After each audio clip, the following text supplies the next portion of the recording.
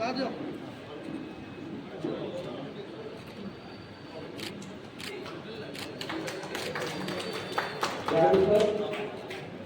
প্ৰথম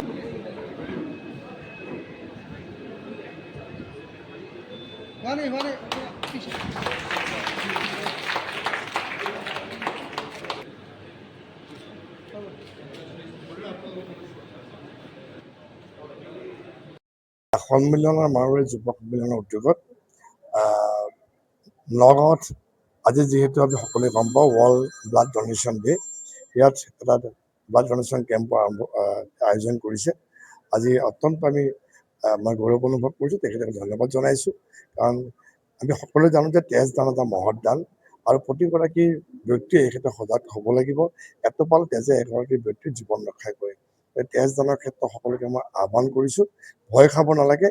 আমি যিমানখিনি পাৰোঁ এই ধৰণৰ স্বেচ্ছাসেৱী আজি সংগঠনৰ জেগাতে আমাৰ এই ধৰণৰ কেম্প চলি থাকে আৰু এই তেজে আমাৰ নগাঁও মেডিকেল কলেজ আৰু আমাৰ যি ভোগেশ্বৰ ফুকনি অসামৰিক চিকিৎসালয়ত জমা হয়, বিভিন্ন সময়ত ৰাইজক আমি সহায় কৰিব পাৰোঁ। সকলোকে আহ্বান জনাইছোঁ, আহক। আজিৰ দিনটো বুলিয়ে নহয়, অনাগত দিনতো এই ধৰণৰ ভাল ভাল কামবিলাক আমি কৰি যাওঁ। আজি ৱৰ্ল্ড ব্লাড ডোনাৰ্ছ ডে। আজি প্ৰথমতে মই ডক্টৰ কাৰ্লক মই নমস্কাৰ জনাইছোঁ, যিজন ব্যক্তিৰ আজি উদ্যোগত সমগ্ৰ বিশ্বত আজি আমি তেওঁৰ জন্মদিনটোত আমি ৱৰ্ল্ড ব্লাড ডোনাৰ্ছ ডে আমি উদযাপন কৰোঁ। আৰু এইবাৰৰ মূল থিমটো হৈছে যে ৰাইজৰ মাজলৈ, নতুন প্ৰজন্মৰ মাজলৈ আমি এই ৰক্তদানৰ এই মহান বাৰ্তা আমি কঢ়িয়াই লৈ যাব লাগিব। পৃথিৱীৰ চুকে কোণে আমি কঢ়িয়াই লৈ যাব লাগিব। আমাৰ নগাঁও জিলাখনতো অত্যন্ত সুন্দৰকৈ BP চিভিল হস্পিটেল, মাৰোৱাৰী যুৱ মঞ্চ আৰু মাৰোৱাৰী সন্মিলনে একত্ৰিত হৈ প্ৰায় 500ৰো অধিক ইউনিট তেওঁলোকে গোটাবলৈ আজি সক্ষম হৈছে। তাত তেওঁলোকক NCC আৰু বিভিন্ন আমাৰ প্ৰতিষ্ঠানে তেওঁলোকক সহায় কৰিছে। ৰক্তদানৰ এটা মূল উদ্দেশ্য হৈছে যে আমি যেতিয়া ৰক্তদান কৰোঁ, আমাৰ সেই ৰক্ত কোনে পাব সেইষাৰ কথা আমি নেভাবোঁ।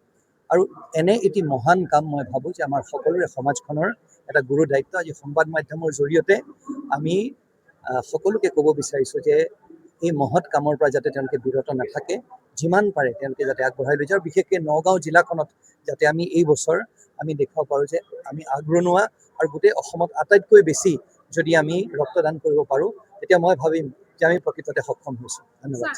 2004 চনৰ পৰা WHO অৰ্গেনাইজ কৰি আহিছে আৰু এইটো হৈছে ছেফ ডনাৰ ব্লাড ডনেশ্যন আৰু ভলণ্টিয়াৰ ডনাৰবোৰক মটিভেট কৰিবলৈ আয়োজন কৰা হয়।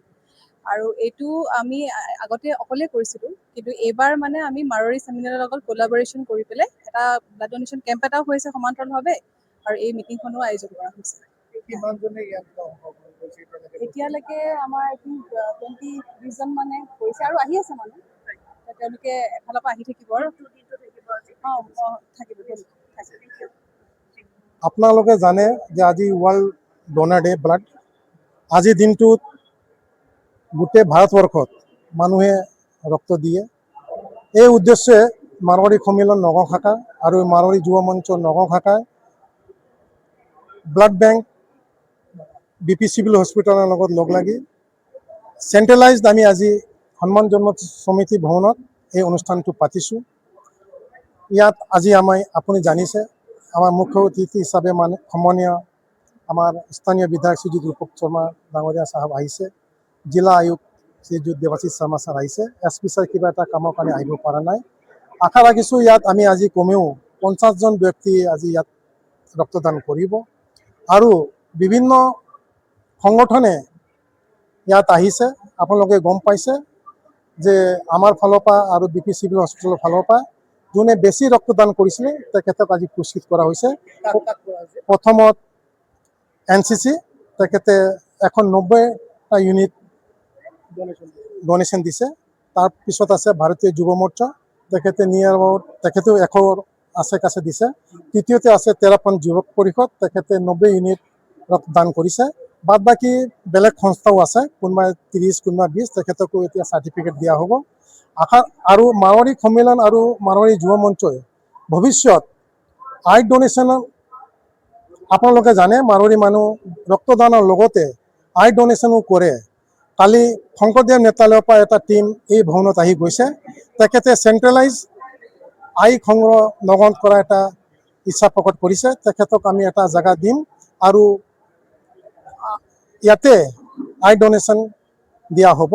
আশা ৰাখিছোঁ নগাঁওবাসীৰ ৰাইজক ৰক্তদান আৰু চকুদান ক্ষেত্ৰত আমি অৰিহণা পাম।